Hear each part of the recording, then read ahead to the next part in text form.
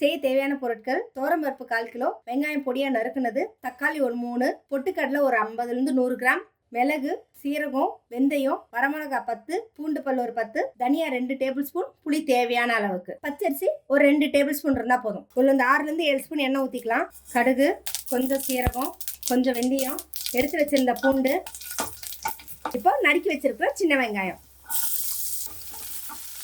இப்போ இந்த ஸ்டேஜில் தக்காளி பழம் ஆட் பண்ணிடலாம். உப்பு போட்டுடலாம். கொஞ்சம் மஞ்சத்தூள். இது ஒரு 2 நிமிஷம் வதங்கட்டும்.